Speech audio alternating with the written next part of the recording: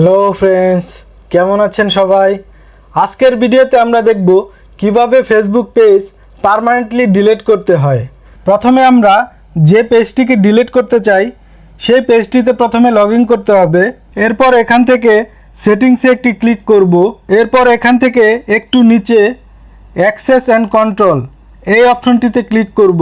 এরপর এখানে তিনটি অপশন রয়েছে।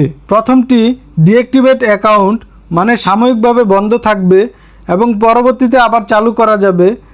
এবং এর পরেরটি আনপাবলিশড পেজ, এটি দিলে আপনার পেজ শুধু আপনি নিজেই দেখতে পাবেন, অন্য কেউ এটিকে দেখতে পারবে না।